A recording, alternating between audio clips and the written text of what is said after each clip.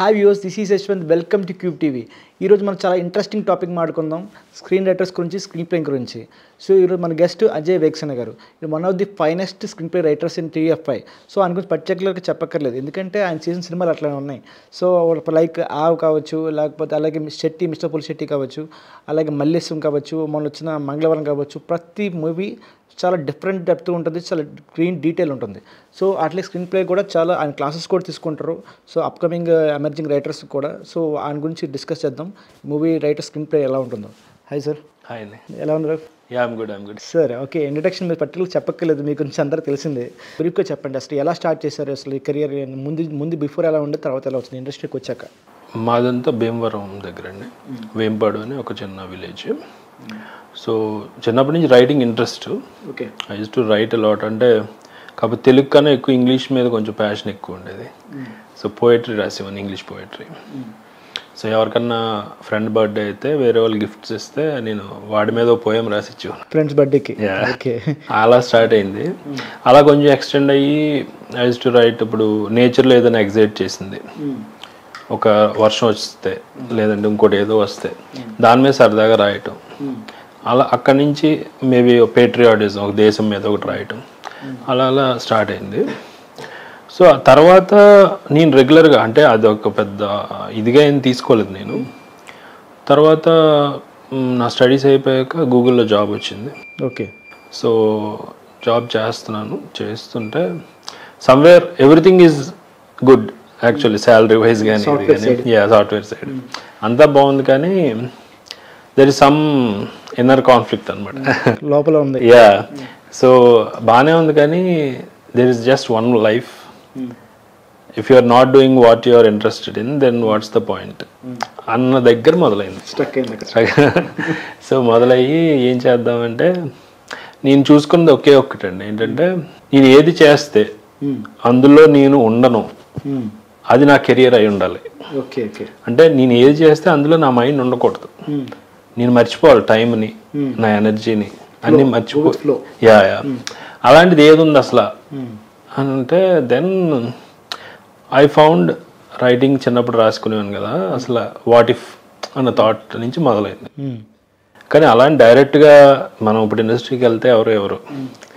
So అప్పుడు ఏం చేయాల్సి వచ్చిందంటే, సరే డైరెక్ట్ క్రియేటివ్ రైటింగ్కి కష్టం కాబట్టి ఫస్ట్ మనం కంటెంట్ రైటింగ్తో మొదలు పెడదాం అని చెప్పేసి, because I'm well versed with English language. So చాలా వెబ్సైట్స్కి, ఇప్పుడు కార్పొరేట్స్కి మార్కెటింగ్ మెటీరియల్ రెడీ చేయటం, బ్రోషర్స్ అవ్వచ్చు, వాళ్ళ వెబ్సైట్ కంటెంట్ అవ్వచ్చు, అలాంటి చేసేవాను అనమాట content writing, freelance content writer. అలా చేస్తూ ప్యారలల్గా I use to gain some knowledge on what's happening in cinema అని.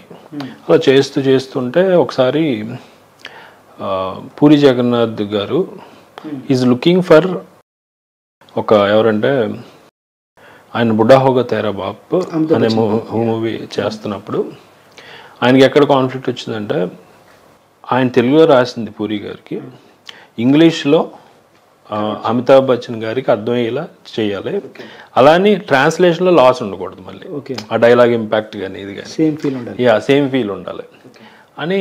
అలాంటి పర్సన్ గురించి వెతుకుతున్నారు ఆయన. చాలామంది ఇంటర్వ్యూ చేశారంట ఆయన, కానీ ఆయన దొరకట్లేదు. అంటే స్క్రీన్ ప్లే వచ్చిన వాళ్ళు ఉన్నారు, ఇంగ్లీష్ వచ్చిన వాళ్ళు ఉన్నారు, కానీ ఈ కాంబోలో ఎవరు లేరు.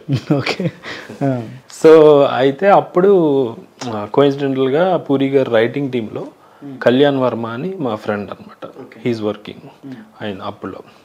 సో ఆయన రిఫర్ చేశారు, ఈయన ఇలా ట్రై చేస్తున్నారు, నీకు కొంచెం ఇంట్రెస్ట్ కదా, ఏమన్నా చూస్తావా అని. అప్పుడు వెళ్ళాను. అప్పుడు గోలిమార్ షూటింగ్ జరుగుతుంది, గోపిచంద్ గారి.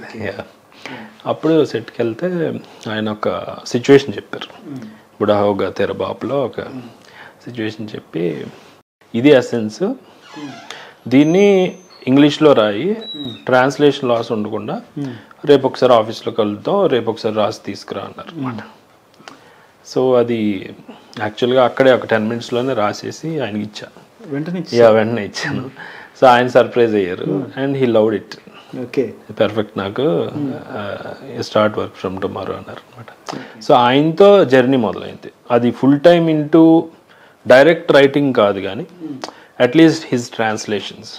సో అది నచ్చి ఆయన అంతకుముందు ఆయన స్క్రిప్ట్స్ అన్నీ కూడా నాకు ఇచ్చి పోఖ్రీ గారి నుంచి అన్నీ ఇచ్చారు అనమాట. ఇచ్చి అది ఇంగ్లీష్ ట్రాన్స్లేషన్ అడిగారు. ఎందుకంటే ఆయనకి మామూలుగా ఫిల్మ్ యూనివర్సిటీస్ ఉంటాయి కదా త్రూ అవుట్ ద వరల్డ్. ఆ యూనివర్సిటీస్కి ఎలా ఉంటాయంటే ఇండియన్ సినిమా మీద కూడా స్టడీస్ ఉంటాయి వాళ్ళకి. ఓకే. అందులో సౌత్ ఇండియన్ సినిమా హిట్ సినిమాలు ఏంటి అనేది కూడా స్టడీ చేస్తారు వాళ్ళు. సో ఆ భాగంగా సౌత్ ఇండియాలో హిట్ డైరెక్టర్స్ వీళ్ళు అనేది వాళ్ళకి తెలుస్తుంది అనమాట. సో అలాగా వాళ్ళని ఆ యూనివర్సిటీస్ నుంచి అక్రాస్ ది వరల్డ్ ఈయనకి రిక్వెస్ట్ వచ్చి టాప్ డైరెక్టర్ రిక్వెస్ట్ వస్తే అందుకని అప్పుడు ఐ యూజ్ టు కన్వర్ట్ ప్రతిదీ అయింది. అలా చేశాను. అదంతా నచ్చి బిజినెస్ మ్యాన్కి కూడా ఐఎమ్ పార్ట్ ఆఫ్ అనమాట. అంటే ఫస్ట్ తెలుగులో ఒక సినిమాకి సబ్ టైటిల్స్తో వెళ్ళిన ప్రింట్స్ అనేది first business man. Okay okay. So దానికి ఫస్ట్ టైం సబ్ టైటిల్స్ రాశాను అనమాట.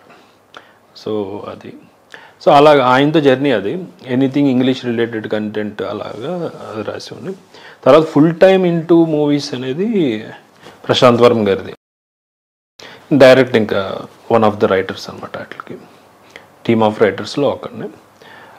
ఆ తర్వాత మల్లేశం, తర్వాత శెట్టి, పొలిశెట్టి అండ్ మంగళవారం. జనరల్గా ఇప్పుడు స్టోరీ ఆఫ్ ఐడియా అనేది స్టోరీ రాస్తాం. ఐడియా అనేది చాలా ఇంపార్టెంట్. సో ఐడియా అనేది ఎలా మొదలవుతుంది? ఒక డైలాగ్ నుంచా లేకపోతే ఒక ఎట్లా అది స్టార్ట్ అయ్యేది? క్యారెక్టర్స్ నుంచా ఎట్లా? ఫండమెంటల్గా మీరు ఎక్కడైనా చూసుకోండి, life it self begins with conflict. Conflict లేనిదే కథ అనేది ఉండదు. సో కాన్ఫ్లిక్ట్ ఎక్కడ ఉందో అక్కడ కథ పుడుతుంది. యాక్చువల్ మీ లైఫ్లో తీసుకోండి, నా లైఫ్లో తీసుకోండి. మీరు అడిగారు కదా నా బ్యాక్ స్టోరీ ఏంటి. యాక్చువల్గా నాకు నిద్రలేని రాత్రులు అంటే కాన్ఫ్లిక్ట్ ఎక్కడ స్టార్ట్ అయిందో అక్కడ నా కథ మారిపోయింది. So I can actually happily do గూగుల్లో జాబ్ చేసుకోవచ్చు or whatever. But conflict ఎప్పుడైతే మొదలైందో దెన్ మీ గమనం మారిపోతుంది.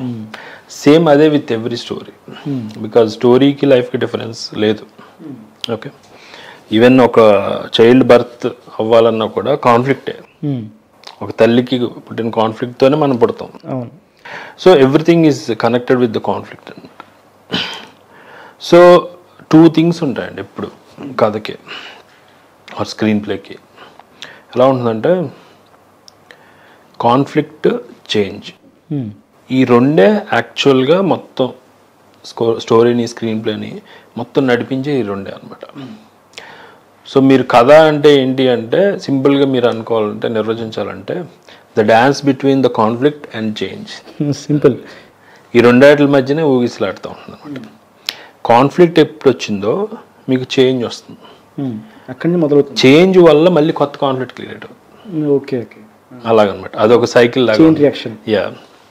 సో ఇప్పుడు ఏదైనా ఇన్సిడెంట్స్ తీసుకుందాం. ఇప్పుడు జెర్సీ ఉంది. జెర్సీలో ఆడికి ఒక మామూలుగా ఆడి లైఫ్ వెళ్ళిపోతూ ఉంటుంది, మంచి క్రికెటర్ అదంతా.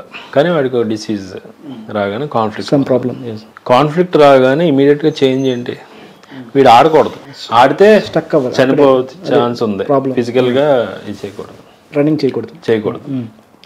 సో ఆ చేంజ్ వల్ల ఇంట్లో అది చెప్పలేడు, he doesn't want to hurt anyone. ఆ అమ్మాయి గమనించి ఇప్పుడు ఈ చేంజ్ వల్ల ఆమెలో కాన్ఫ్లిక్ట్ మొదలవుతుంది. ఏంటి ఇలాగా. సో ఆడి కాన్ఫ్లిక్ట్ వల్ల మళ్ళీ ఈ ఇళ్ళలో మళ్ళీ చేంజ్. ఇప్పుడు ఏదో చేయాలి కుటుంబానికి అన్నట్టు ఉంటుంది. సో ఈలోగా పిల్లోడు ఎంటర్ అవుతాడు. పిల్లోడు ఈయన హీరోగా చూస్తుంటాడు, హీరోగా అనేది. మళ్ళీ దానివల్ల వీడికి కాన్ఫ్లిక్ట్ వస్తుంది. అంటే నేను ఆడాలి, కానీ ఆడాలంటే ప్రాబ్లం. సో డిసీజ్ ఉంది, కానీ ఎలాగో పోతాం. పోయే ముందు కొడుకు దృష్టిలో హీరోగా సాటిస్ఫాక్షన్ చనిపోదాం అనే ఒక పాయింట్ వస్తుంది. సో ఇది మీరు కరెక్ట్గా చూస్తే ఏ కథకైనా కాన్ఫ్లిక్ట్ వస్తుంది మనకు ఫస్ట్, దానివల్ల చేంజ్ వస్తుంది. ఈ చేంజ్ మళ్ళీ కొత్త కాన్ఫ్లిక్ట్ తీసుకొస్తుంది, మళ్ళీ అక్కడ ఈ మొత్తం ఒక సైకిల్ అనమాట. సో ద ఎంటైర్ సింపుల్గా చెప్పాలంటే ఈ రెండాటి మధ్యన ఇది ఉంటుంది అనమాట. సో ఓకే, ఇప్పుడు మన జనరల్గా మీ ఫిలిమ్స్లో స్క్రీన్ రైటింగ్ తీసుకున్నప్పుడు ఏదైనా ఒక స్క్రీన్ ప్లే అనేది ఎక్కువసార్లు కష్టపడింది, స్ట్రగుల్ అయింది అంటే ఎన్నిసార్లు చేసినా సరే మళ్ళీ రిపీట్గా రాయాల్సి వస్తుంది, దేనికి రాశారు? మంగళవారంకి ఒకటి చాలా చాలా చాలాసార్లు అయ్యింది వెర్షనింగ్. ఇది షెట్టికి కూడా చాలా చేంజెస్ జరిగింది. ఆల్మోస్ట్ మాకు అది 2 years పట్టింది. ది ఎంటైర్ 3 రైటర్స్ మేము, అనురాగ్, నేను, నారాయణ అని ఇంకా వేరే, అండ్ ఆఫ్ కోర్స్ మహేష్ గారు డైరెక్టర్. దానికి చాలా వెర్షన్స్ రాసాం. సో ఎలా ఉంటుందంటే డిపెండ్స్ ఆన్ డైరెక్టర్స్ ఇంటెన్షన్, మాకు ఇలా కావాలని. ఒకసారి యాక్టర్స్ కొంచెం మీకు అయ్యాక యాక్టర్ నుంచి ఒక ఇన్పుట్ వస్తుంది, ఇలా కాదు ఇలా వెళ్తే బాగుంటుంది కదా అని. సో అలాగా ఇట్స్ ఎ కంటిన్యూస్ జర్నీ అనమాట. సో మనం రైటర్స్ రూమ్లోకి వెళ్ళి ఆఫీస్లో కూర్చున్నాం రాసాం అనేం ఉండదు అసలు. యాక్చువల్గా writers job is much more tough అనమాట. మీరు ఇంటికి వెళ్ళినా, మీరు ఈవెన్ స్నానం చేస్తున్నా, భోజనం చేస్తున్నా అదే రన్ అవుతూ ఉంటుంది. ఎందుకంటే అది క్రాక్ అయ్యేదాకా మనకి it's a kind of virus లాగా.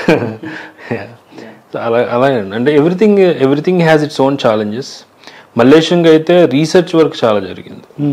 సో అది బయోపిక్ కాబట్టి సో రీసెర్చ్ వర్క్ మీద ఎక్కువ టైం స్పెండ్ చేసాం.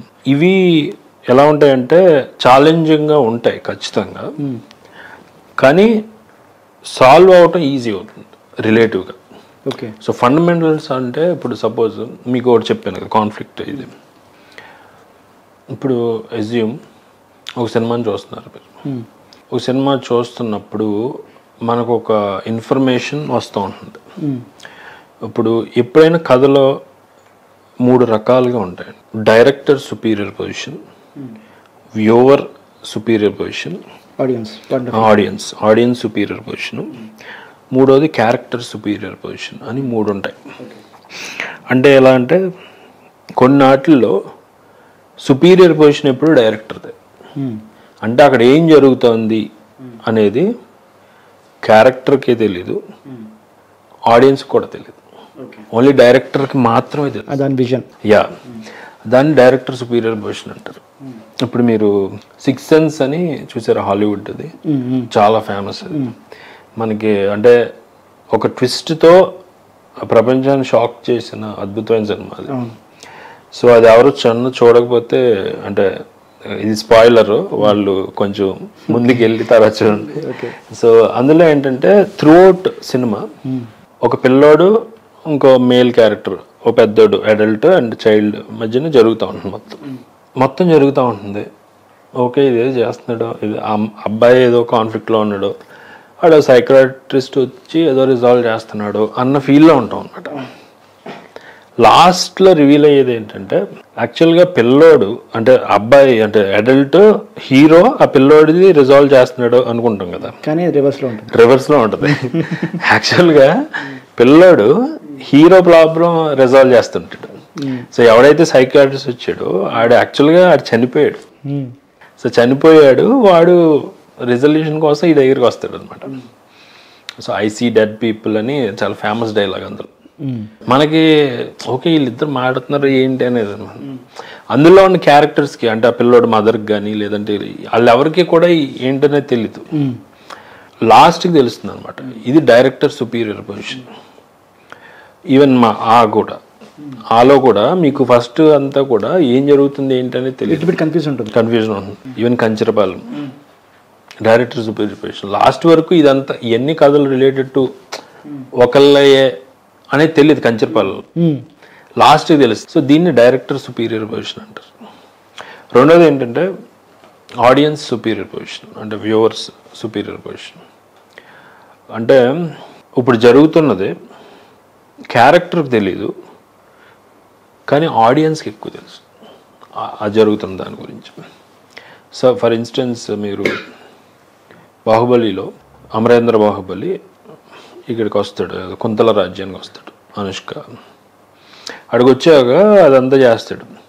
అక్కడ ఏంటి, కుంతల రాజ్యంలో ఉన్న జనాలకి ఈడు అమరేంద్ర బాహుబలి అని చెప్పడం స్టార్టింగ్ చెప్పడం నిజం. సో వాళ్ళు ఈడో తింగరోళ్ళ నటిస్తూ ఉంటాడు, కానీ ఆడియన్స్కి తెలుసు. ఓకే, అక్కడ ఉన్న క్యారెక్టర్స్ తెలియదు.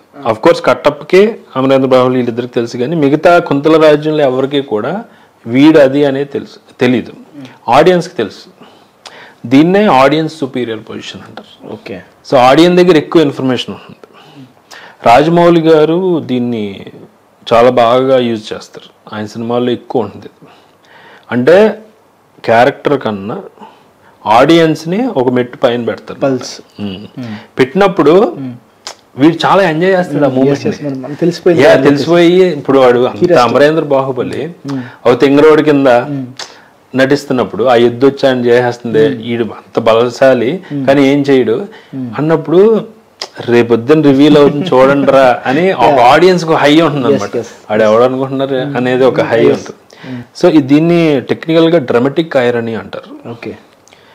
మామూలుగా అయితే ఆడియన్స్ సుపీరియర్ పొజిషన్ అనమాట. ఇది మోస్ట్ యూజ్డ్ ట్రోప్ ఇన్ రాజమౌళి గారు సినిమాల్లో ఇదంతా. సో ఇది రెండోది.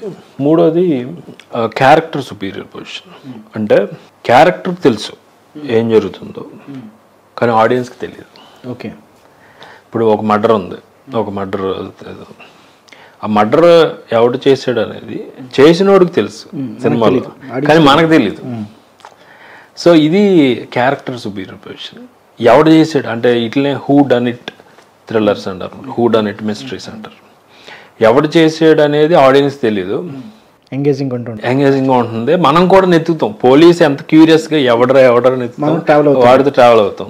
ఇది క్యారెక్టర్ సుపీరియర్, క్యారెక్టర్కి మాత్రమే తెలుసు అనమాట. ఇలా రకరకాలు ఉంటాయి. అంటే when you understand cinema in multiple dimensions then you can అంటే అది క్రాక్ చేయటం అది ఈజీ అవుతుంది అనమాట. సో అలాగే ఇప్పుడు రైటర్స్ బ్లాక్స్ ఉంటాయి.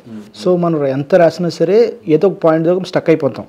సో ఇప్పుడు ఈరోజు రాసిన తర్వాత మీరు అన్నట్టుగా మళ్ళీ ఏదో వేరే ఫ్లోలో ఉంటాం కానీ ఆ సిచ్యువేషన్ తిరుగుతూ ఉంటుంది మైండ్లో. సో తర్వాత మళ్ళీ రేపు వెళ్ళిన తర్వాత కొంతమంది ఏం చేస్తారంటే రాసుకుంటారు, నోట్స్లో గుర్తొచ్చిన వెంటనే రాసుకుంటారు, లేకపోతే మళ్ళీ అది కంటిన్యూషన్ చేసుకుంటూ వెళ్తూ ఉంటారు. సో డిఫరెన్స్ ఎలా చెప్తారు దానికి? Writer's block or creative block అని కూడా అంటారు. అది చాలా సహజం అండి. ఎవరికైనా అండ్ క్రియేటివ్ ఫీల్డ్లో ఉన్న ఎవరికైనా వస్తుంది. ఈవెన్ ఒక ఆర్టిస్ట్ పెయింటర్ ఏదైనా వేసినా కూడా దీన్ని ఎలా ఫైనలైజ్ చేయాలి ఏంటి అనేది కూడా ఎవరికైనా కామన్. అంటే మైండ్తో పని ఉన్న ప్రతి ఒళ్ళకి వస్తుంది అది మైండ్ బ్లాక్, క్రియేటివ్ బ్లాక్. అంటే రకరకాలుగా ఓవర్కమ్ చేయొచ్చు. సపోజ్ మనం ఇప్పుడు కాన్ఫ్లిక్ట్ గురించి ఎక్కువ మాట్లాడుకుంటున్నాం కాబట్టి కాన్ఫ్లిక్ట్ ఓరియంటెడ్గా చెప్తాను. అంటే ఇన్ ఏ సెన్స్ ఇది కూడా కాన్ఫ్లిక్టే కదా రైటర్కి. ఆ క్యారెక్టర్, ఆ సీన్ నేను రాసా కానీ ఆ సీన్ నాకెందుకో ఇది ఇందులో సరిపోవట్లేదు, దీన్ని ఇంకా డ్రామా ఇంక్రీజ్ చేయాలి లేదా ఇంకా కొంచెం టైట్ చేయాలి స్క్రీన్ ప్లే అని ఏదో నాకు అనిపిస్తుంది. ఇది nothing but writer's block. Try చేస్తున్నా కానీ అవ్వట్లేదు. రైటింగ్లో మీరు ఫండమెంటల్ రూల్ ఏంటంటే రైటింగ్ ఈజ్ డిఫైనింగ్. అంటే ఊరికే డిఫైన్ చేయటం, కానీ రీరైటింగ్ ఈజ్ రిఫైనింగ్. దాన్ని రిఫైన్ చేయటం. So all writing is actually rewriting అనమాట. మీరు ఫస్ట్ రాసే రైటింగ్ ఫస్ట్ డ్రాఫ్ట్ ఉందో you're just defining certain things. Okay. కానీ యాక్చువల్ రైటింగ్ రీరైటింగ్. అంటే రాసిన దాన్ని మళ్ళీ మళ్ళీ మళ్ళీ మళ్ళీ మళ్ళీ మళ్ళీ చేయాలి, కమ్ బ్యాక్. యా. సో మళ్ళీ రాయటంలో నేను ఏం యాడ్ చేస్తున్నాను కథలో అనేది చాలా చాలా ఇంపార్టెంట్. ఇప్పుడు సపోజ్ ఒక వ్యక్తికి ఎస్యూమ్ వాడు హోమ్ లోన్ ఏదో కట్టాడు, ఎవ్రీ మంత్ కట్టాలి, ఈఎంఐస్ పే చేయాలి. అలా ఉండగా సడన్గా వాడికి ఆఫీస్లో పింక్ స్లిప్ ఇచ్చారు, అంటే రిజైన్ చేయాలి, లే ఆఫ్ ఏదో జరుగుతుంది. సో ఆబ్వియస్గా ఆడికి ఒక కాన్ఫ్లిక్ట్ ఉంది. ఇప్పుడు దాని మీద నేను ఇంకోటి యాడ్ చేశాను. అయితే దాంతో వాడు విసిగెత్తిపోయి ఫ్రస్ట్రేషన్తో వెళ్ళిపోయాడు ఇంటికి అనుకుందాం. ఇప్పుడు ఇలా రాసిన ఫస్ట్ సీన్ అనుకుందాం, ఫస్ట్ డ్రాఫ్ట్లో ఎలా ఉంది. కానీ నాకెందుకో ఇది కొంచెం బ్లాండ్గా ఉంది, అంటే కొంచెం చప్పగా ఉంది. దీనికి ఇంకేమి యాడ్ చేయొచ్చు. ఎందుకంటే మొత్తం నెక్స్ట్ జరగబోయే కథకి ఇది ఇంటెన్సిటీ పెంచితే కానీ నాకు ఇది కరెక్ట్గా అతకట్లేదు అని నాకు అనిపిస్తూ ఉంటుంది రాస్తున్నప్పుడు, లేదా ఎవరికైనా చెప్పినప్పుడు ఇందులో ఏముందిలే ఎలా అనొచ్చు. సో అప్పుడు నేనేం చేయొచ్చు అంటే కాన్ఫ్లిక్ట్ అనేది రకరకాలుగా ఉంటుందండి. ఫస్ట్ ఉండే రకం ఏంటంటే కాన్ఫ్లిక్ట్ విత్ ద సెల్ఫ్. నాతో నాకు కాన్ఫ్లిక్ట్. అంటే ఇప్పుడు నాకేదో డిసీజ్ వచ్చింది, ఆ కాన్ఫ్లిక్ట్ నాతో నాకే. కాన్ఫ్లిక్ట్ విత్ అదర్స్, నాకు వేరే వాళ్ళతో వచ్చింది. నేను ఇప్పుడు రెండో రకం ఉంది కదా, దాన్ని ఇంట్రడ్యూస్ చేయొచ్చు ఇందులోకి. ఒకటి ఏమొచ్చింది, వీడికి జాబ్ లాస్ అయ్యింది, ఆడి కాన్ఫ్లిక్ట్ విత్ ద సెల్ఫ్. ఆ కోపంతో మేబీ వాడు కొలీగ్ ఏదో అంటే సడన్గా ఏదో అన్నాడు, అది ఇంకా పెరిగిపోయింది. పాప నిజంగా ఆ టైప్ కాదు వీడు, కానీ ఆల్రెడీ పెయిన్లో ఉన్నాడు కదా. సో ఎవడన్నా పలకరించినా ఏదో ఇదే అవుతుంది. So conflict with the self నేను ఏం చేస్తున్నాను, కాన్ఫ్లిక్ట్ విత్ ద అదర్స్లోకి తీసుకెళ్తున్నాను. సో అంతకుముందు బాగానే ఉన్న వాళ్ళ ఫ్రెండ్షిప్ చెడిపోయింది. ఇప్పుడు వీడు ఏదో అనరాని మాట అనేసాడు. ఓకే, ఆ కోపంతో వీడు చాలా కోపంతో ఫ్రస్ట్రేట్ అయ్యి కిందకు వచ్చాడు. కిందకు వచ్చి ఇంటికి వెళ్ళిపోవాలి లేదా బార్కి వెళ్ళిపోవాలి, ఏదో మందు కొట్టాలి నన్ను ఏదో డిసైడ్ అయ్యాడు. చూస్తే క్యాబ్ ఏదో బుక్ చేస్తున్నాడు, రావట్లేదు, ఇంకా పెరుగుతుంది ఇండెన్సిటీ. సరే పోనీ నడిచి వెళ్ళిపోదాం అనుకున్నాడు. సడన్గా వర్షం వచ్చింది. ఇప్పుడు నేను ఏం చేస్తున్నాను, కాన్ఫ్లిక్ట్ విత్ ద సెల్ఫ్ నుంచి కాన్ఫ్లిక్ట్ విత్ ద అదర్స్లోకి స్లోగా కాన్ఫ్లిక్ట్ విత్ ద నేచర్. అంటే ఐఎమ్ ఎక్స్పాండింగ్ ద హొరైజన్ కొంచెం కొంచెం. వర్షం వచ్చేసరికి సడన్గా పెరిగిపోయింది. అందరూ ఇది ఇంకా ఈ లోపల ఫ్రస్ట్రేషన్ పెరిగిపోతుంది. లోపల ఫ్రస్ట్రేషన్ పెరిగి కొలిది ఇది బయట కాన్ఫ్లిక్ట్ కూడా పెంచుతున్నాను. బయట కాన్ఫ్లిక్ట్ పెరిగి కొలిది వీడి ఇన్నర్ కాన్ఫ్లిక్ట్ కూడా ఇంకా పెరిగిపోతాం. అర్థమవుతుందండి. సో ఇలాగా మనం ఎలా చేయొచ్చు కాన్ఫ్లిక్ట్ని అని ఇలాంటి పద్ధతులు మీరు అర్థం చేసుకుంటే రైటర్స్ బ్లాక్ అనేది మీరు దాన్ని అధిగమించడం చాలా ఈజీ, ఓవర్కమ్ చేయొచ్చు. సో ఓకే, మనకి ఇది రావట్లేదు, కాన్ఫ్లిక్ట్ విత్ ద సెల్ఫ్ ఉంది, ఇప్పుడు అదర్ని తీసుకొద్దాం లేదా నేచర్ని తీసుకొద్దాం. అప్పుడేమవుతుంది, ఇందులోనే దీన్ని ఎలాబొరేట్ చేసుకుంటే చాలా రకాలు ఉంటాయండి. కాన్ఫ్లిక్ట్ విత్ ద సెల్ఫ్ అనుకోండి, సెల్ఫ్ కెన్ బి ఒక డిసీజ్ అవ్వచ్చు, లేదా సెల్ఫ్ కెన్ బి ఒక హ్యాబిట్ అయి ఉండొచ్చు. ఇప్పుడు మీరు మహానుభావుడు తీసుకుంటే వాడికి ఉండే అది OCD. So conflict with the సెల్ఫే అది. ఆడు శుభ్రంగా లేకపోతే ఇష్టపడ్డా.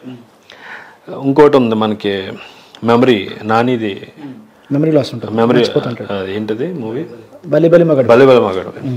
సో అది కూడా కాన్ఫ్లిక్ట్ విత్ ద సెల్ఫే. మళ్ళీ కాన్ఫ్లిక్ట్ విత్ ద సెల్ఫ్లో ఇన్ని వేరియేషన్స్ ఉన్నాయి. It can be habit, it can be ఒక లక్షణం అయి ఉండొచ్చు ఆ వ్యక్తిది, ఇట్ కెన్ బి ఒక డిస్ఫంక్షనాలిటీ ఇలాగా. ఇప్పుడు మీరు ఫర్ ఇన్స్టెన్స్ మీరు తీసుకుంటే మహానటి కూడా కాన్ఫ్లిక్ట్ విత్ ద సెల్ఫే. ఆమె ప్రాబ్లం ఏంటి, ఎడిక్షన్ టు సమ్ ఆల్కహాల్ అవ్వచ్చు, కానీ దాని లోపలికి వెళ్తే ఆమె కాన్ఫ్లిక్ట్ ఏంటంటే she doesn't know how to handle relationships. అవతల వ్యక్తిని కరెక్ట్గా జడ్జ్ చేయలేకపోవటం వల్ల ఒక దాంట్లో ఇరుక్కొని కైండ్ ఆఫ్ అది అందులోంచి. అంటే కాన్ఫ్లిక్ట్ విత్ ద సెల్ఫ్లో ఇన్ని రకాలు. ఇప్పుడు అర్జున్ రెడ్డి ఉంది, అర్జున్ రెడ్డిలో కూడా కాన్ఫ్లిక్ట్ విత్ ద సెల్ఫే. వాడు ఈ అమ్మాయి నాది అని ఫిక్స్ అవటం వల్ల దాంట్లోంచి రాలేక అలా ఎడిక్షన్లోకి వెళ్ళి, ఇప్పుడు in a sense Mahanati Arjun Reddy కూడా ఒక కోర్లో ఒకలాగే ఉంటాయి. సో ఈవెన్ పుష్ప తీసుకోండి, దాని కోర్లోకి వెళ్తే కాన్ఫ్లిక్ట్ విత్ ద సెల్ఫే అది కూడా. ఎలాగంటే ఈగో కన్నా మోర్ అంటే ఆ క్యారెక్టర్లో అండర్ స్కోర్ చేసే ఫ్లా ఏంటంటే అందులో అతని కథ ఎప్పుడు మొదలవుతుంది, యాక్చువల్ కాన్ఫ్లిక్ట్ వేరే వాళ్ళు ఇతన్ని తక్కువగా చూస్తున్నారు. అది మేబీ ఫాదర్ వల్ల రిలేషన్షిప్ అవ్వచ్చు, వాట్ ఎవర్ బ్రదర్స్. ఇప్పుడు దాని కోర్లో చాలా తవ్వి చూస్తే అందులో ఉండేది పుష్ప యొక్క ఫ్లా ఏంటంటే ఇన్ఫీరియారిటీ కాంప్లెక్స్, ఆత్మన్యూన్యత. నేను తక్కువ, వీళ్ళు ఎక్కువ, నన్ను సరిగ్గా చూడట్లేదు అన్న దానిలోంచి వాడు ఎదగాలనుకుంటాడు. నేను వాళ్ళకన్నా పైన ఉండాలంటే ఏం చేయాలి, ఆ ప్రాసెస్లో వెళ్తాడు. అందుకే స్మగ్లింగ్ ఏదైనా పర్లేదు నేను గెలవాలి. సేమ్ కేజీఎఫ్లో కూడా అంతే. సో నువ్వు మటుకి ఒక బంగారంలో చనిపోవాలని అమ్మ. సో ఇలాగా అంటే వెన్ యూ అండర్స్టాండ్, ఇప్పుడు ఓన్లీ కాన్ఫ్లిక్ట్ విత్ ద సెల్ఫే ఇన్ని రకాలు ఉన్నాయి. ఇప్పుడు మీరు కాన్ఫ్లిక్ట్ విత్ అదర్స్కి వెళ్ళండి. అదర్స్లో ఎవరైనా ఉండొచ్చు, మీ లైఫ్ పార్ట్నర్ ఉండొచ్చు, లేదా కాన్ఫ్లిక్ట్ విత్ ఫ్యామిలీ అవ్వచ్చు. ఇప్పుడు బొమ్మరిల్లు బెస్ట్ ఎగ్జాంపుల్, ఫాదర్. ఇంకా ఇప్పుడు గౌతమ్ ఎస్ఎస్సి, అందులో ఫ్యామిలీ ఇది, యా అలాగా, యా ఫ్యామిలీ. ఆ అదర్స్లో ఒకసారి ఫ్రెండ్స్ ఉండొచ్చు. గులాబీ ఉంది మూవీ, అందులో ఫ్రెండ్ మోసం చేస్తాడు, మనం ఊహించం. అమ్మాయిని కిడ్నాప్ చేస్తారు, హీరోని ఎత్తుక్కుంటా ఉంటాడు, జెడ్ చక్రవర్తి. ఫైనల్ తెలిసిందంటే ఫ్రెండే ఇచ్చేస్తాడు. టు అన్ ఎక్స్టెంట్ కుమారి 21 ఫ్రెండ్సే. సో ఇలాగా అంటే when you understand dissect cinema in various angles, conflict with అదర్స్లో ఎవరెవరు వచ్చినాయి, ఏమున్నాయి. ఇప్పుడు నేను రైటర్స్ బ్లాక్లో స్టక్ అయ్యాను అనుకోండి, then I will dissect in what, నేను ఇలా వెళ్తే ఏదైనా సొల్యూషన్ దొరుకుతుందా, మేబీ ఇలా వెళ్ళొచ్చా, సెల్ఫ్లో ఇన్ని రకాలు ఉన్నాయి, అదర్స్లో ఇన్ని రకాలు ఉన్నాయి, అలా. నెక్స్ట్ ప్రస్థానం కూడా ఉంది. ప్రస్థానం, యా కరెక్ట్, మంచి ఎగ్జాంపుల్. ఈవెన్ ఇప్పుడు చూడండి, కాన్ఫ్లిక్ట్ విత్ ద నేచర్కి వెళ్ళాం అనుకోండి, నేచర్లో కూడా మళ్ళీ రకరకాలు ఉంటాయి. It can be, nature can be ఒక్కొక్కసారి ఇందాక అనుకున్నట్టు వర్షం వచ్చింది, దానివల్ల ఏదో యాక్సిడెంట్ అయ్యింది. మీరు ఇది చూస్తే శేఖర్ కమ్ములా గారిది ఆ జర్నీ కూడా జర్నీ ఇది జరుగుతుంది, కానీ అందులో నేచర్ ఉంటుందా, వర్షం లాంటిది ఏం రాదు. అంటే మన బస్సు గుద్దుకుంటే నేను అనేది ఇదండి, మన శేఖర్ కమ్ములా గారిది ఆనంద్. ఓకే, ఆనంద్లో యాక్చువల్ కాన్ఫ్లిక్ట్ వర్షం వస్తున్న రాత్రి వాళ్ళు వెళ్తే వాళ్ళ పేరెంట్స్ చనిపోతారు. సో కాన్ఫ్లిక్ట్ విత్ నేచర్, అది రూట్, దాని నుంచి ఎక్స్టెండ్ అయ్యి చాలా ఉంటాయి. ఒక్కొక్కసారి విత్ ఇన్ ద నేచర్లో సూపర్ న్యాచురల్ థింగ్ కూడా ఉండొచ్చు. ఎజ్యూమ్ మీరు చంద్రముఖి తీసుకున్నారు, ఒక హర్రర్ ఎలిమెంట్, కాంచన. సో ఇవన్నీ కూడా conflict with the supernatural, some other horrific element. ఇంకా మేబీ ఒక్కొక్కసారి గాడ్తో కాన్ఫ్లిక్ట్ ఉండొచ్చు. అది వెంకటేష్ అండ్ పవన్ కళ్యాణ్, గోపాల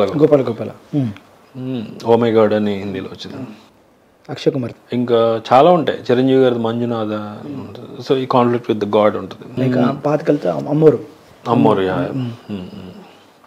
సో ఇలాగా అంటే వెన్ యూ అంటే విత్ ఇన్ ద కాన్ఫ్లిక్ట్ అన్న ఒక ఎలిమెంట్లో మీరు డైసెక్ట్ చేసుకుంటూ వెళ్తుంటే, మీరు రైటర్స్ బ్లాక్ వచ్చినప్పుడు వీటిలో ఏదో ఒకటి సొల్యూషన్ దొరుకుతుంది. ఓకే, నేను డ్రామటైజ్ ఎలా చేయొచ్చు, ఇంటెన్సిఫై ఇలా చేయనా, లేదా నాకు సరిపోవట్లేదు, ఇది కొంచెం నాట్ ఎనఫ్ అన్నప్పుడు, then bring all these things to your table.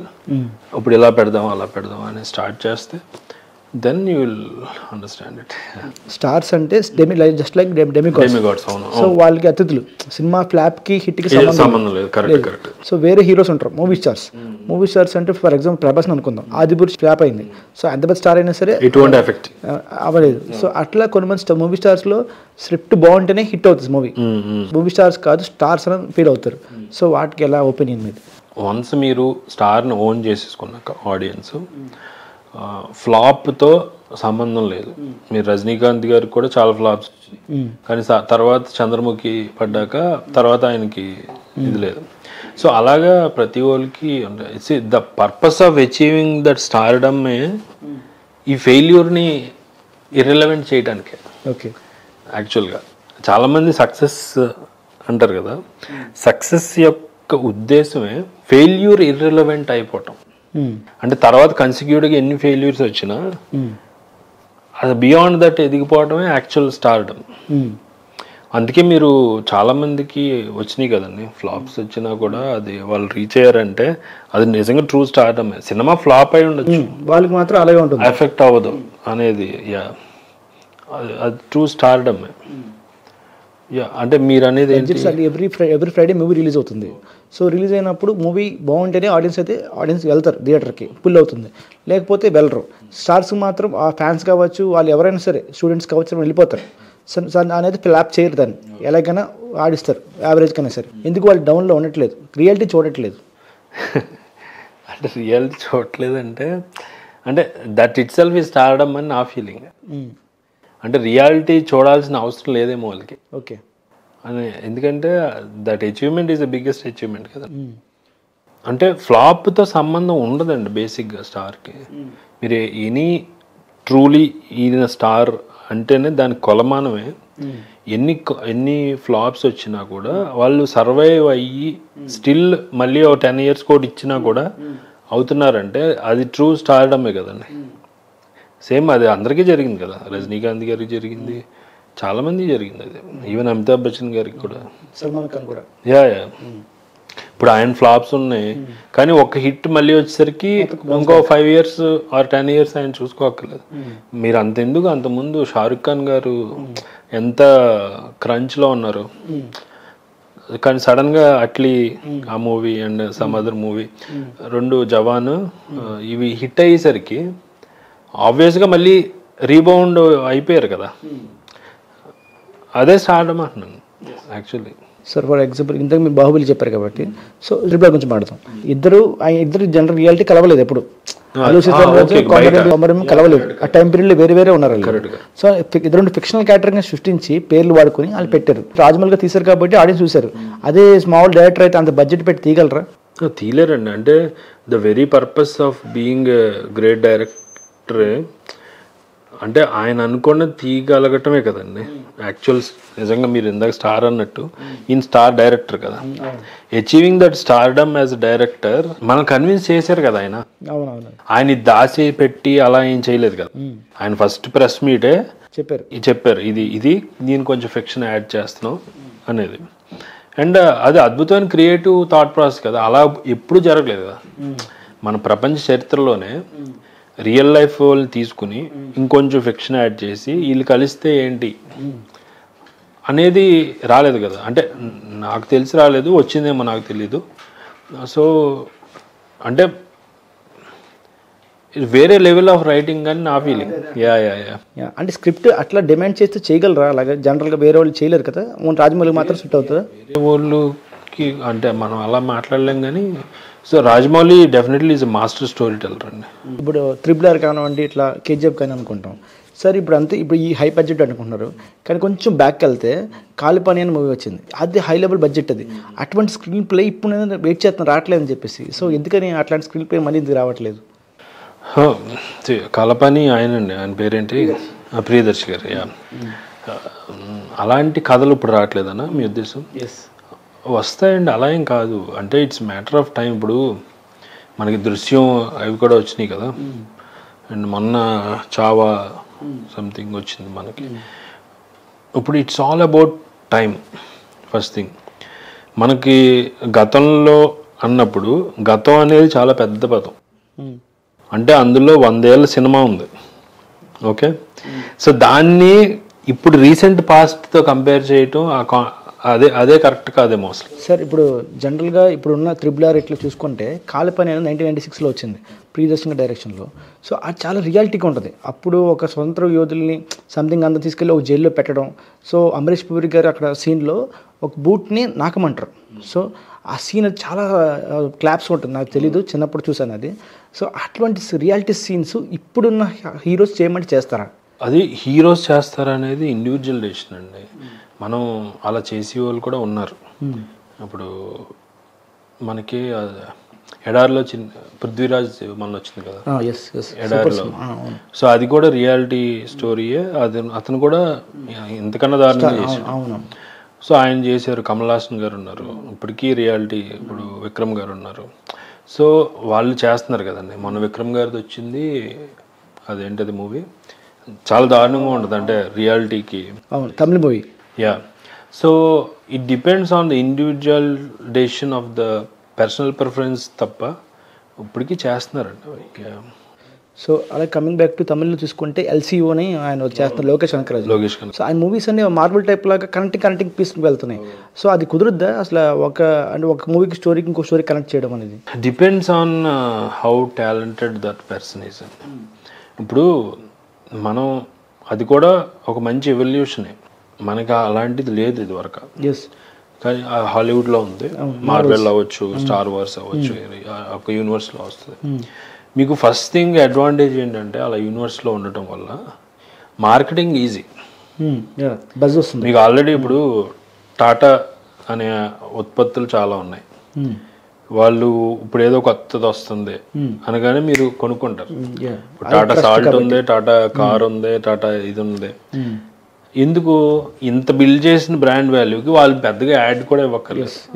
వాళ్ళది రేపొద్దున ఇంకోదో కొత్త ఐటమ్ వచ్చి తీసుకుంటారు. సో అలాంటిది ఇందులో ఒక యూనివర్స్లో వర్కౌట్ అవుతుంది. So it is very good way of market and easing the marketing things. And also అది రాయడం అంత ఈజీ కాదండి. మీరు యాక్చువల్గా ఇది ఈజీ, చాలా మందికి ఈ కాదని ఆ కాదని, అది చాలా కష్టం. అదే ఒక స్టోరీని కొంచెం కనెక్ట్ చేయాలి. అది ఆర్గానిక్ గా ఉంటేనే చూస్తారు. అదేదో ఫోర్స్ ఫిట్ లాగా ఎక్కడో అతికించారు అంటే చూడరు. చాలా ఛాలెంజింగ్ అది. ఇప్పుడు హనుమాన్ కూడా ఒక యూనివర్స్ లాగా Prashanth Varma is creating something. Yeah, it depends on how talent the craftsmen is. ఇప్పుడు ఎస్యూమ్ మీరు అవెంజర్స్ వచ్చిందండి, ఫ్యూచర్లో రాజమౌళి గారు ఆయన సినిమాలన్నీ కలిపి ఒక అవెంజర్స్ లా తీశారనుకోండి, ఊహించండి. వేరు బాహుబలి వస్తాడు, సమ్ అదర్, ఇప్పుడు RRR వీళ్ళు వస్తారు, రేపు మహేష్ బాబు, వీళ్ళందరూ ఒక యూనివర్స్ లో పెడితే బిగ్గెస్ట్ అవెంజర్స్, ఇండియన్ అవెంజర్స్ అవుతుంది. So depends on the artist ఎవరు అనేది. ఇప్పుడు మీకు చిన్న ఈ సందర్భం చెప్తాను. డిస్క్రిప్టివిస్ట్, ప్రిస్క్రిప్టివిస్ట్ అని 2 పదాలు ఉంటాయి. డిస్క్రిప్టివిస్ట్ అంటే ఏంటంటే, సపోజ్ ఇంగ్లీష్ లాంగ్వేజ్ ఇలా వాడాలి అని ఒకటి ఉంటాయి కదా రూల్స్, నేను అలాగే వాడతా, దానికి మించి ఇంకేం వెళ్ళను అని ఎవరైతే ఉంటారో వాళ్ళని ప్రిస్క్రిప్టివిస్ట్ అంటారు అనమాట. ఏదైతే ప్రిస్క్రైబ్ చేయబడిందో దాని మించి వెళ్ళరు. ఓకే. ఇప్పుడు వెన్స్డే అని పదం ఉందండి, దాని కొంతమంది వెడ్నెస్డే అంటారు. వెడ్నెస్డే అంటే వెన్స్డే అనాలి, నీకు తెలీదా అని. వీళ్ళందరూ ప్రిస్క్రిప్టివిస్ట్లు అనమాట. ఓకే. ఇంకొకరు ఎవరంటే డిస్క్రిప్టివిస్ట్లు. ఫోన్లో ఇలా అయితే నష్టం ఏంటి, ఇప్పుడు ఏమైంది అర్థమవుతుంది కదా నీకు, వాడు చెప్పింది పోనీ వెడ్నెస్డే అన్నాడు. ఓకే, వీళ్ళు డిస్క్రిప్టివిస్ట్. సేమ్ అలాగే ఫిల్మ్ మేకింగ్లో కూడా 2 రకాలు ఉంటారు. వాళ్ళు ఏంటంటే, ఇప్పుడు సినిమా ఇలా ఉంటేనే కరెక్ట్, దీన్ని మళ్ళీ ఇలా చేసి, మీరు ఇందాక అన్నారు చూసారా, ఇంకో ఫిక్షన్ రియాలిటీని ఫిక్షన్ చేసుకుంటే అది ఎలా అవుతుంది, లేదంటే స్టార్ ఇలా కాకుండా ఇలా, అలా కొన్ని పద్ధతులకి అలవాటు పడి నేను దీన్ని మించి ఇలా చేయను, ఎందుకంటే it is conflicting with my ideologies అనేవాళ్ళు ఉంటారు. ఎస్యూమ్ సందీప్ వంగ, సందీప్ రెడ్డి వంగ, ఆయన ఏం చేశారు, యానిమల్ చేసినప్పుడు there is a chance for him. ఇప్పుడు ఆయన కూడా దాన్ని ఒక యూనివర్స్లో చేయొచ్చు. ఆయనకి కూడా థాట్ వచ్చింది. ఎలాగా, ఇప్పుడు మన యానిమల్లో రణబీర్ కపూర్ ఇంజ్యూర్ అవుతాడు కదా, ఫైట్ తర్వాత ఇంజ్యూర్ అయ్యి హాస్పిటలైజ్ అవుతాడు, బెడ్ రిడన్ అవుతుంది. అప్పుడు ఒక డాక్టర్ వచ్చి చెప్తుంది అందరు ఫ్యామిలీ మెంబర్స్, అక్కడ ఇన్స్టెడ్ ఆఫ్ ఆమె బదులు యాక్చువల్ కబీర్ సింగ్ని పెట్టొచ్చు కదా, పెట్టచ్చు, లేదా మన అర్జున్ రెడ్డిని పెట్టచ్చు. యా, అదే యూనివర్స్లో ఇప్పుడు ఈయన తీసుకొచ్చి ఈడే కోపిస్టి కబీర్ సింగ్, పైగా డాక్టర్, వాడి సర్జరీ ఈడే చేయొచ్చు కదా.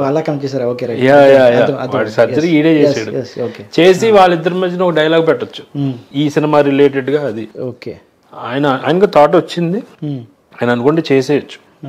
అందరూ పెట్టమని కూడా అన్నారు ఆయన్ని, పెట్టే ఎందుకు ఇంకో 30 కోట్ల 40 కోట్ల రికాల్ వాల్యూ ఉంటుంది కదా అని చాలా మంది అన్నారు. కానీ ఈయన he has undergone some mental debate, అంటే ఆయన కూడా ఆలోచించుకున్నారు చాలా కాలం, ఇది పెడదాం వద్దా. లాస్ట్లో he took a decision that వద్దు. ఎందుకంటే ఆయన ఫీల్ అయింది, నేను అంతకుముందు చెప్పాను కదా, ఇది ప్రిస్క్రిప్టివిస్ట్ మెంటాలిటీ అని, ఇట్లాగే ఉండాలని. ఇందులో తప్పు రైట్ ఏమి ఉండవు, మళ్ళీ ఎవరి పర్సనల్ ప్రిఫరెన్స్ వాళ్ళది, ఎవరి సినిమాని ఎలా చూస్తారనేది వాళ్ళ ఇష్టం, ఎందుకంటే ఆర్టిస్ట్ ఇష్టం కదా, ఫైనల్లీ ఆయన షో, అది ఆయన ఇష్టం. ఎప్పుడైతే ఒక రికాల్ వాల్యూ ఉంటుంది, లేదా ఇది ఏదో బాగా కొంచెం కమర్షియల్గా కూడా వర్కౌట్ అవుతుంది అని నేను పెడితే తెలియకుండా యానిమల్ అన్న కథ చూడటం కోసం వీడు వచ్చాడు ఆడియన్స్. సడన్ గా కబీర్ సింగ్ తీసుకొచ్చినప్పుడు ఆ కథలోంచి బయటకు వచ్చేస్తాడు ఆడియన్స్, డిస్ట్రాక్ట్ అవుతాడు. సో అది నేను ఎందుకో నేను నాకు ఇష్టం లేదు. I will stick true to my artistic ఇది అని ఆయన అనుకుని అది పెట్టలేదు. మీరు దాని కాంట్రారీ తీసుకోండి. సందీప్ గారు ప్రిస్క్రిప్టివిస్ట్ అనుకుంటే దీని కాంట్రారీ మన తెలుగు నాగశ్విన్ గారే, ఆయన డిస్క్రిప్టివిస్ట్. కల్కిలో ఎన్ని క్యామియోస్ ఉంటాయి, చాలా ఉంటాయి. So he took his call, ఆయన పర్సనల్ ప్రిఫరెన్స్ అది. సో అందుకని రూల్స్ అనేవి ఉండవు. అలాగే కొంతమంది యూనివర్స్ క్రియేట్ చేయడాన్ని ఇష్టపడరు, ఇలా ఫోర్స్డ్గా ఇలా తీసుకురావడం ఎందుకని కొంతమంది ఇష్టపడతారు. At the end of the day different strokes for different folks అని ఒక్కొక్క జనాలు ఒక్కో రకమైనది ఇష్టపడతారు. ఇది ఇష్టపడే వాళ్ళు ఇలా వెళ్తారు, ఇది ఇష్టపడే వాళ్ళు ఇలా వెళ్తారు. సో రూల్స్ ఏ ఉండవు.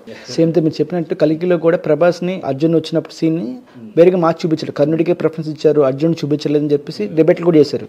సో ఆయన పాయింట్ ఆఫ్ వ్యూ కరెక్ట్, కానీ ఆడియన్స్ కొంతమంది నచ్చింది, కొంతమంది నచ్చలేదు. అది part of evolution of cinema. So అట్లాగే ఇప్పుడు 15 years బ్యాక్ అయితే స్క్రీన్ ప్లే ఇంకోలా ఉంటుంది, అంటే రీరైటింగ్ ఉంటుంది, ఇప్పుడు ఉంటుంది మోడర్న్ రైటింగ్ కొంచెం మార్చి ఉంటుంది. సో డిఫరెన్స్ ఎలా ఉంటుంది సార్? ఇప్పుడైతే ఏఏ కూడా వచ్చింది మనకి, సో మనం చెప్తే రాస్తుంది, అంటే చెప్తే ఇట్లా వేరే వెర్షన్ రాసిస్తుంది. డిఫరెన్స్ ఎలా చూస్తారు? మేము కూడా వాడుతున్నాం ఇప్పుడు. ఇప్పుడు ఏదైనా సీన్ క్రాక్ అవ్వట్లేదు, ఆ సీన్ ఇచ్చేసి ఏఏకి చాట్ జీపీటీగా గ్రాక్కి ఇచ్చేస్తే అది ఇంకో వెర్షన్ ఇస్తుంది. నాకు ఇది నచ్చలేదు ఇంకోటి ఇవ్వండి, ఇంకో వెర్షన్ ఇస్తుంది యాజ్ ఇట్ ఈస్. కానీ యాజ్ ఆఫ్ నౌ ఏఐ ఉన్న ఎవల్యూషన్ వైజ్ నేను చాలా సీన్లు ట్రై చేశాను, కానీ నాకు అది సాటిస్ఫాక్టరీగా రావట్లేదు అవుట్పుట్. దానికన్నా నేను ఇంకో 2-3 days ఎక్స్ట్రా కొంచెం మెంటల్గా స్ట్రగుల్ అయ్యి రాసుకున్నదే మచ్ మోర్ ఆర్గానిక్గా ఉంటుంది యాజ్ ఆఫ్ నౌ. ఫ్యూచర్లో ఎలా ఉంటుందో తెలీదు. అది కూడా ఇండివిజువల్ చాయిస్ అంతే. బట్ టెక్నాలజీని వాడుకోవటం మంచిదే, but not in the sense మన థింకింగే కోల్పోయే అంతవరకు వెళ్ళకూడదు. సో జనరల్గా ఇంకోటి ఉంటుంది, స్క్రీన్ పే రాసినప్పుడు డైలాగ్స్ కూడా ఉంటాయి కనెక్టింగ్ సీన్స్లో, లేకపోతే డ్రాఫ్ట్ అయిపోయిన తర్వాత పెడతారా డైలాగ్స్ అనేది? Depends on the director and writer అండి. స్క్రీన్ ప్లే రాసుకునేటప్పుడు మనకంటే డైలాగ్స్ అని సెపరేట్గా ఉంది కదా, డైలాగ్ రైటర్ అన్న ఒకటి కార్డు పడుతుంది టైటిల్స్లో. హాలీవుడ్లో అలా ఏమి ఉండదు, డైలాగ్ రైటర్ అనే ఉండరు. స్క్రీన్ ప్లే అని ఎవరి పేరు పడిందో వాళ్ళే డైలాగ్ రాసినట్టు, ఇంక్లూడింగ్. స్క్రీన్ ప్లే అంటేనే ఇట్ ఇంక్లూడ్స్ డైలాగ్స్ అని. కానీ మనకు అలా ఉండదు. స్క్రీన్ ప్లే రాసుకున్నప్పుడు మేము ఏం చేస్తామంటే యాక్షన్ రాసి డైలాగ్ కూడా రాస్తాం. ఇదేంటంటే బేసిక్ డైలాగ్ అనమాట. ఆ మూమెంట్లో నాకు అనిపించింది ఒకటి రాస్తా. సో ఇది ఫైనల్గా ఇవన్నీ డ్రాఫ్ట్స్ డైలాగ్ రైటర్ ఇస్తారు. ఆయన మొత్తం చదువుతాడు, ఏది యాక్షన్తో డైలాగ్ అన్నీ చదివి ఆ బేసిక్ డైలాగ్ ఎక్కడ బాగాలేదో లేదా దాన్ని ఇంకా బెటర్ చేయొచ్చో అవన్నీ ఆయన చేంజెస్ చేస్తాడు. ఫైనల్గా డైలాగ్ రాస్తాడు.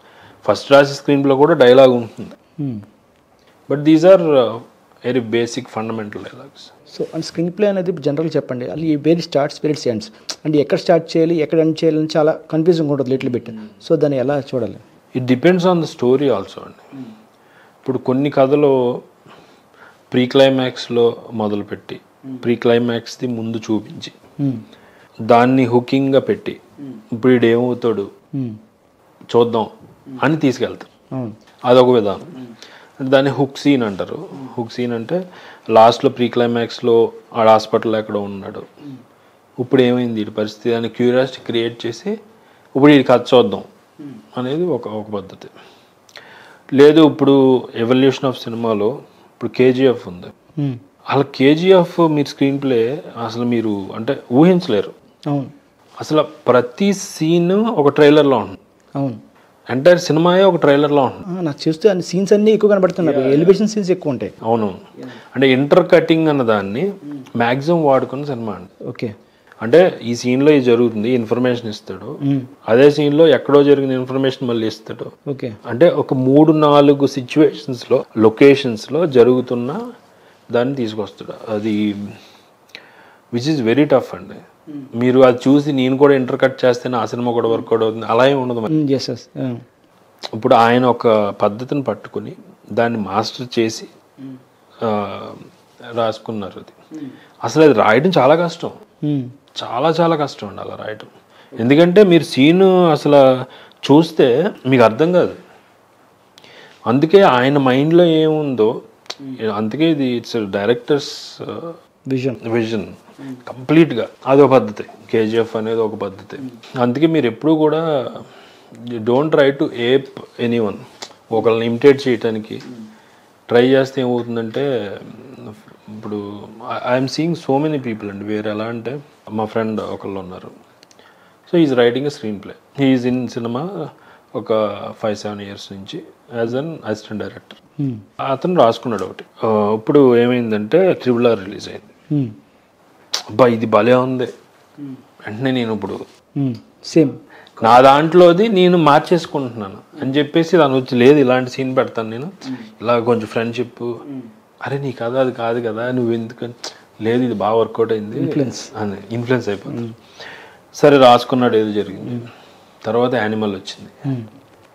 యానిమల్లో ఇలా కోసేస్తాడు ఈ సీన్ అసలు దానికి అని చెప్పేసి ఇంకా వైలెన్స్ పెంచేస్తున్నాడు. అరే నువ్వు లవ్ స్టోరీ రాది, నువ్వు లవ్ స్టోరీలో అంత వైలెన్స్ ఇది అవసరం లేదు, పైగా నీ కథ కూడా అది కాదు, లేదు యానిమల్ బాగా వర్కౌట్ అయింది నేను అని. ఇది చూసారా? ఎందుకంటే ఎప్పుడు కూడా ఒకళ్ళని చూసి ఈ సినిమా బాగా ఇదైందని చెప్పేసి నా కథలో అలాంటి చేంజెస్ ఎప్పుడు చేయకూడదు. అది it is conflict in your own. మనకు చెప్తారు కదా స్వధర్మం అని, మీ లోపల ఒకటి ఉంటుంది, అది పట్టుకోలేకపోయినప్పుడు ఇలా ప్రతిదీ పట్టుకున్నాం అనిపిస్తుంది. అది చాలా తప్పు. అది అప్పుడు then your killing your own artistic integrity. అది కోల్పోతున్నారు కదా. ఇప్పుడు ఫైనల్గా ఇలాంటిది ఎలా ఉంటుంది, కొంచెం యానిమల్ మిక్స్, కొంచెం త్రిబుల్, అది ఒక హిస్టరీ అయిపోతుంది, ఎటు కనెక్ట్ అవ్వలేరు అనమాట. ఏదో ఒకటి నాకు ఇది అనిపించింది ఇది చెప్తాను చూద్దాం అనేది much more better approach than getting influenced by other things అనమాట. సో అట్లాగే ఇప్పుడు అప్కమింగ్ ఎక్స్పైరింగ్ రైటర్స్ ఉంటారు, ఇండస్ట్రీకి రావాలనుకుంటారు, కానీ వాళ్ళకి కథలు ఉంటాయి. సో ఎలా అప్రోచ్ అవ్వాలో తెలియదు. సో అంటే ఒక వే ఉంటుందా ఇండస్ట్రీలో రావడానికి? వాళ్ళకి ఇండస్ట్రీలోకి రావాలి అనుకునే వాళ్ళు ఎవరికైనా 2 విధాలుగా వెళ్ళొచ్చండి. ఒకటి ఏంటంటే, నేను నెట్వర్క్ బిల్డ్ చేసుకుంటా. నెట్వర్క్ ఎలా చేసుకుంటానంటే, నాకు సినిమా వాళ్ళు పరిచయం లేరు, కానీ షార్ట్ ఫిలిమ్స్ వాళ్ళు పరిచయం. పోనీ షార్ట్ ఫిలిమ్స్ వాళ్ళు కూడా పరిచయం లేరు అన్నప్పుడు ది బెస్ట్ షార్ట్ ఫిల్మ్ ఏదో వస్తుంది కదా యూట్యూబ్లో 2025లో వచ్చిన ది బెస్ట్ షార్ట్ ఫిల్మ్స్ అని సెర్చ్ చేయండి, 7 వస్తాయి. అందులో ఒకటి బాగా తీసాడు, సరదాగా అతన్ని అప్రోచ్ అవ్వండి. అతని ఇన్స్టాగ్రామ్లో అతన్ని డిఎం చేయండి.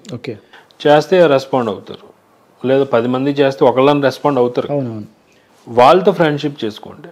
స్లోగా మీరు సినిమా వాళ్ళే అని అనుకోవద్దు, షార్ట్ ఫిల్మ్ మేకర్స్ కూడా రేపు షార్ట్ ఫిల్మ్స్ వాళ్ళు చేయకపోయినా అట్లీస్ట్ మీకు అసలు మైక్రోకాజంలో అర్థం అవుతుంది కదా థింగ్స్ ఎలా జరుగుతాయి.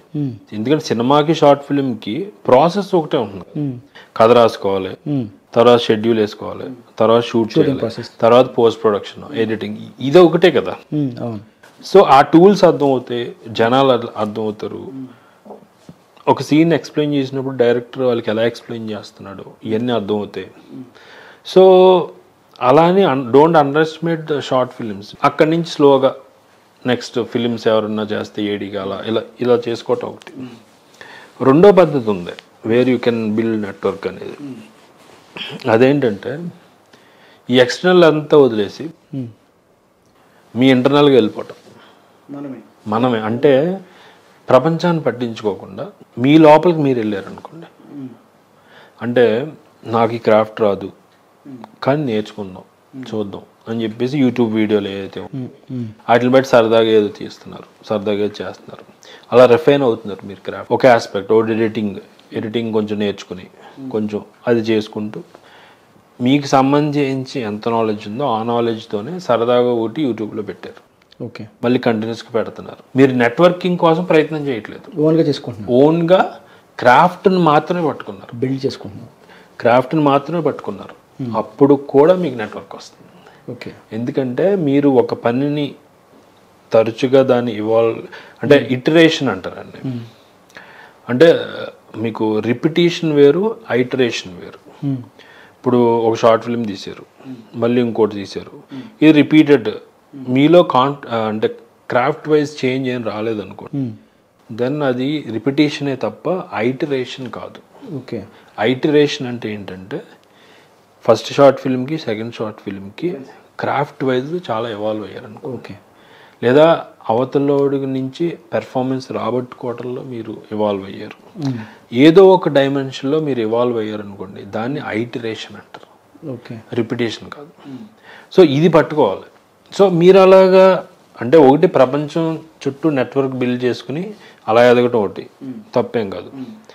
లేదు నేను ఇంట్రోవర్ట్, నేను కలవలేను, అయినా మీరు అవ్వచ్చు.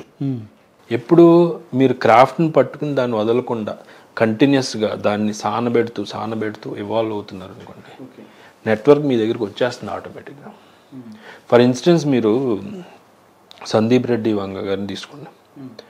ఆయన్ని కూడా వాళ్ళ ఫ్రెండ్స్ అనేవారంట, నువ్వు ఎంతసేపు రూమ్లో కూర్చుంటావు, నువ్వు పార్టీలకి వాటికి వెళ్ళాలి, నెట్వర్క్ పెంచుకోవాలి, లేకపోతే ఎవడేస్తాడు నీకు అవకాశం. కానీ ఈయన ఆ టైప్ కాదు, అంటే ఓ నెట్వర్క్ పెంచేసుకుని లేదంటే ఆ టైప్ కాదు. ఆయన వాట్ ఎవర్ 7 years స్ట్రగుల్ ఆయన ఉందో, ఆయన సొంతంగా ఒక యూరోపియన్ సినిమా చూసి దాన్ని అనలైజ్ చేసుకుని దాన్ని ఎలా ఎవాల్వ్ అవ్వచ్చు నేను క్రాఫ్ట్లో అనుకొని, లేదా ఇంకోటి చూసి కంటిన్యూస్ సినిమాలు చూడటం, అంటే he internalised the actual network. So ఆయన లోపలికి వెళ్ళి కొలిది క్రాఫ్ట్ పెరిగింది అయ్యింది. ఒక చిన్న బడ్జెట్లో అర్జున్ రెడ్డి తీసుకున్నాం, అది హిట్ అవగానే ఎంతమంది ఆయన నెట్వర్క్ ఎలా వచ్చి టీ సిరీస్ వచ్చేసి లేదా ఇల్లు వచ్చేసి, మరి అంతకుముందు లేదుగా ఆయనకి నెట్వర్క్. ఇది కూడా ఒక విధానం అంటున్నాను. సో ఎయిదర్ ఇలా ఎక్స్టర్నల్గా వెళ్ళండి, లేదా కంప్లీట్ మీలో మీకు వెళ్ళిపోండి, అప్పుడు కూడా వస్తుంది నెట్వర్క్. ఓకే. మీరు వద్దన్నా వస్తుంది. ఇప్పుడు ప్రభాస్తో చేస్తున్నారు ఆయన. సో స్పిరిట్ ఎక్కువ రోజులు ట్రైల్ స్టోరీస్ ఉంటాయి, అట్లాగే వన్ డే వచ్చే స్టోరీస్ ఉంటాయి, 1 night జరిగే స్టోరీస్. దాన్ని ఎలా చేస్తారు? అలాంటి యాక్చువల్గా చెప్పాలంటే క్రాఫ్ట్ మీద బాగా పట్టున్నప్పుడే కుదురుతాయండి అవి. మీరు సత్యం సుందరం ఉంది, అది కూడా ఒక డే నైట్ నెక్స్ట్ డే అయిపోతుంది, 2 days యాక్చువల్గా. అంటే స్క్రీన్ టైమ్ ఈక్వల్స్ ఇది ఏదో అంటారు దాన్ని టెక్నికల్గా, నాకు పేరు గుర్తు రావట్లేదు. సో అలాంటివి ఎలా రాస్తారంటారా? I think it comes from the artist individual personality rather than. ఇప్పుడు యానిమల్ రాసినట్టు వేరే వాళ్ళు రాయలేకపోవచ్చు. ఆయన ఏదో ఒకటి నమ్మాడు, ఆయన నమ్మి ఒకటి వెళ్ళినప్పుడు ఆయన టేస్ట్ జనాలకి నచ్చుతుంది ప్రస్తుతానికి. So at the end of the day me personality ఆడియన్స్కి నచ్చినంత వరకు మీ జర్నీ ఉంటుంది. సపోజ్ మీరు కంటిన్యూస్గా ఇవే మేబీ స్పిరిట్లో కూడా యాంగ్రీ యంగ్ మ్యాన్ అదే ఉంది, అయినా కూడా ఆయన మెప్పించవచ్చు. ఎందుకంటే మీరు పూరి గారి తీసుకుంటే అన్నిటిలో హీరోది ఒకటే క్యారెక్టరైజేషన్ ఉంటుంది, కొంచెం రెబలియస్ రఫ్ ఇది ఉంటుంది, కానీ మనం మెప్పించాడు కదా. ఇప్పుడు కే విశ్వనాథ్ గారి తీసుకుంటే ఎక్కువగా సంగీతం రిలేటెడ్ ఉంటాయి, కానీ ఆయన కన్విన్స్ చేశాడు కదా. సో అలాగా రేపు యాంగ్రీ యంగ్ మ్యాన్ అన్న పర్టికులర్ ఎలిమెంట్ని సందీప్ వంగ గారు ఒక పతాక స్థాయికి తీసుకెళ్ళి పెట్టారు. మేబీ స్పిరిటే కాదు, దాని తర్వాత వచ్చే 10 films కూడా ఆయనకి వర్కౌట్ అయ్యి ఉండొచ్చు, అవుతాయేమో, బికాస్ ఆఫ్ హిస్ క్రాఫ్ట్, అంటే ability of the craft or presentation skills వల్ల. సో మీరు మీ లోపల ఏముంది అనేది పట్టుకుని దాంతో, అంతకుముందు నేను చెప్పాను కదా, సేమ్ మన భగవద్గీతలో స్వధర్మం నమ్ముకోండి పరధర్మానికి వెళ్ళొద్దు అనేదే యాక్చువల్గా. ఓకే. అది పట్టుకుంటే సేమ్ మీరు చూడండి ప్రేమ్ కుమార్, ఇప్పుడు మీరు సత్యం సుందరం ఎగ్జాంపుల్ తీసుకుని ప్రేమ్ కుమార్ ఆయన ఏం చెప్పారు ఫస్ట్ సినిమాలో అయింది, మామూలుగా టెక్నికల్గా ఆయన సినిమాటోగ్రాఫర్ 96 చేశారు. 96 ఫస్ట్ డెబ్యూ, అది సూపర్ హిట్. తర్వాత ఇది మీరు రెండేట్ల కోర్లో ఏముంది, రీయూనియన్ ఉంది. ఓకే, ఆ కనెక్టింగ్ పాయింట్. ఓకే. సో అది ఆయన పట్టుకున్నారు. ఫస్ట్ దాంట్లో లవర్స్ విడిపోయారు, మళ్ళీ రీయూనియన్ అయ్యారు. ఇందులో 2 cousins విడిపోయారు, రీయూనియన్ అయ్యారు.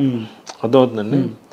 ఇప్పుడు సందీప్ గారి దాంట్లో ఆ యాంగ్రీ యంగ్ మ్యాన్ అన్న ట్రోప్, యాంగ్రీ యంగ్ మ్యాన్ ని లవ్ లో పెడితే ఎలా ఉంటుంది, యాంగ్రీ యంగ్ మ్యాన్ ఫ్యామిలీ దాంట్లో పెడితే ఎలా ఉంటుంది, ఇదే యాంగ్రీ యంగ్ మ్యాన్ ని పోలీస్ డిపార్ట్మెంట్ లో పెడితే ఎలా ఉంటుంది స్పిరిట్. అర్థమవుతుందండి. సో మీ లోపలది ఏదైతే మీరు పట్టుకున్నారో అప్పుడు మీరు ఈ సినిమా వన్ డే అయిపోయే సినిమా వాటితో సంబంధం ఉండదు అసలు. Okay. So you have to go deep into yourself, okay. Then it naturally comes out like that. Rather than ఇది తీయొచ్చా అనే ఎక్స్టర్నల్ చిన్న థింగ్స్ కాదు. అట్లాగే ఇప్పుడు ఓటీటీస్కి మెయిన్ స్క్రీన్స్కి డిఫరెన్స్ ఉంటుంది. ఇట్లా స్క్రీన్ స్పేస్ ఎక్కువ ఉంటుంది ఓటీటీస్కి, వాళ్ళు స్టోరీ ఎక్కువ చెప్పగలరు. అవును. సో అటువంటి డిఫరెన్స్ ఎలా చెప్పగలం మనం? అంటే ఈ స్క్రీన్ స్పేస్ ఎక్కడం వల్ల స్టోరీ బాగా చెప్పగలుగుతున్నారు అనుకోవచ్చా? See the highest form of screen writing talent OTT. అంటే సినిమాకి 2 hours కష్టపడి మీరు ఏదైనా చేయగలుగుతారేమో, కానీ అంత లాంగ్ అవర్స్ సస్టైన్ చేయటం చాలా కష్టం అండి. మీరు ఒక గేమ్ ఆఫ్ థ్రోన్స్ అవ్వచ్చు. ఇప్పుడు గేమ్ ఆఫ్ థ్రోన్స్ అంటే అట్లీస్ట్ ప్యాలెస్ పాలిటిక్స్, అట్లీస్ట్ యుద్ధాలే ఉన్నాయి. మీరు ఒక నార్కోస్ తీసుకోండి, ఓన్లీ డ్రామా ఉంటుంది. లేదా ఈవెన్ ఇది తీసుకోండి breaking bad, only drama, smuggling మీద. అది దాని మీద అలా వెళ్ళటం అనేది. ఈవెన్ మొన్న వచ్చిన అడాల్సెన్స్ ఎవ్రీ ఎపిసోడ్ ఒక 1 hour ఉంటుంది. సింగిల్ షాట్స్ అన్ని మొత్తం 1 hour ఒకేసారి చేశారు. అంటే చాలా కష్టం అది. ఓకే. అలా హుక్ చేయటం అనేది, అంటే నేననేది ఏంటంటే మూవీ కన్నా ఓటీటీకి ఒక బింజ్ వర్ది షో రాయటం అనేది ultimate test for a screen writer. Okay. Okay. అది క్రాక్ చేసినోడు ఇంకా ultimate writer. Breaking bad writers అవ్వచ్చు, ఇప్పుడు మొన్న వచ్చిన అడాల్సెన్స్ రైటర్స్ అవ్వచ్చు. అంత ఈజీ కాదండి. మీరు ఏమడుగుతున్నారు మూవీకి డిఫరెన్స్ అంటే అంతే ఎంగేజింగ్ ఎలా చేస్తున్నారండి? అదే ప్యూర్ క్రాఫ్ట్స్మెన్షిప్ అండి, ప్యూర్ క్రాఫ్ట్స్మెన్షిప్. ఇప్పుడు మామూలుగా చూడండి, సినిమా 3 గంటలు ఉందంటేనే ఏమంటారు? మామూలుగా 3 గంటలు ఎవరు చూస్తారు అంటారు. కానీ అదే యానిమల్లో మనం చూసాం, మనం ఏం కంప్లైంట్ చేయలేదుగా. బికాజ్ మీరు ఎంత లెంత్ ఉందని కాదు, మీరు ఎంత హుక్ చేశారు ఆడియన్స్ని, ఎంత ఎంగేజ్ చేశారు అనేది. అది లేదంటే ఇప్పుడు బ్రేకింగ్ బ్యాడ్ ఎవరన్నా చూస్తే కంటిన్యూస్గా 10 hours చూస్తారండి. పడుకోవడానికి ఇంకా టైం నిద్ర వస్తుంది కాబట్టి పడుకుంటారు. కానీ ఐ నో సమ్ పీపుల్ కంటిన్యూస్గా చూసి ఒక 2-3 hours పడుకుని మళ్ళీ, అంటే విత్ ఇన్ 1 weekలోనే అన్న సీజన్స్ బోల్డ్ ఉన్నాయి కదా. ఒక్కో సీజన్ 1 hour ఉంటుంది, అది ఒక్కో ఎపిసోడ్. అలా కంటిన్యూస్గా చూసి ఎందుకు చూస్తున్నారు అంటే అదే ప్రూవ్ చేస్తుంది కదా, డ్యూరేషన్ ఆఫ్ ద షో టైంకి మనిషి అటెన్షన్ స్పాన్ పోయింది అన్నదానికి అసలు సంబంధం లేదు. ఎందుకంటే రీల్స్కి అలవాటు పడిపోయారు, 30 seconds చూస్తున్నారు, అందుకు సినిమా చూడట్లేదు అనేది కాంట్రడిక్షన్ కదా. Total difference. అంటే నువ్వు నన్ను ఎంగేజ్ చేస్తే ఎన్ని గంటలు అయితే చూస్తా. సో ఇప్పుడు సీక్వెల్స్ అయితే ట్రెండింగ్లో ఉంటుంది. సో మూవీస్కి సీక్వెల్ హిట్ అయినా ఏమైనా సరే సీక్వెల్ వెళ్తారు, కానీ కొన్ని ప్రీక్వెల్ వెళ్తున్నారు. ఇప్పుడు సమ్ ఎగ్జాంపుల్ కాంతార. సో కాంతారకి ప్రీక్వెల్ వెళ్ళారు ఆయన. సో దాంట్లో ఒక షార్ట్ ఉంటుంది లాస్ట్లో, సంథింగ్ దేవుడు వచ్చి అలాగా సబ్జెక్ట్. సో ఆ సీన్ తీసేటప్పుడు ఆ స్క్రిప్ట్ రైటింగ్ ఎలా ఉంటుంది అక్కడ? అంటే ఇప్పుడు వాళ్ళు ప్రీక్వెల్ డెసిషన్ ఎప్పుడు తీసుకున్నారో నాకు ఐడియా లేదు. రాస్తున్నప్పుడే తీసుకున్నారా లేదా రైటింగ్ లాస్ట్లో తీసుకున్నారా అనేది తెలియదు. ఎలా ఉంటుంది అంటే అది maybe I cannot explain it in words. ఇప్పుడు మొన్న వేరే సోరా Part 2 ఇప్పుడు రిలీజ్ చేశారు. ప్రీక్వెల్ తర్వాత వస్తుంది. అంటే నా పాయింట్ ఏంటంటే ఇప్పుడు జనరల్ సీక్వెల్ తీస్తారు, ప్రీక్వెల్కి వెళ్ళమంటే ఏంటంటే వేరే జానర్ ట్రై చేస్తున్నారా? కాదు, అది ఇంకా ఇంట్రెస్టింగ్ కదండి. ఇది ఆల్రెడీ హిట్ అయింది, వీడు ఎలా బిహేవ్ చేశాడు, వీడు ఎందుకు ఇలా బిహేవ్ చేసాడో తెలుసా అని బ్యాక్ స్టోరీ చెప్పడమే ప్రీక్వెల్. ప్రీక్వెల్స్ ఎప్పుడే వచ్చినాయండి, ఇదే కాదు, హాలీవుడ్లో కూడా చాలా వాటికి సినిమా హిట్ అయ్యాక తర్వాత ప్రీక్వెల్ రిలీజ్ చేయటం అనేది అదేం కొత్త ఏం కాదు. ఓకే, ఉంది మనకి కొత్త. అదే అడుగుతున్నాను. Thank you for valuable time. ఈరోజు అజయ్ వేగసేన గారితో నెక్స్ట్ ఇంటర్వ్యూతో మళ్ళీ కలుద్దాం. Keep watching, keep TV, signing off.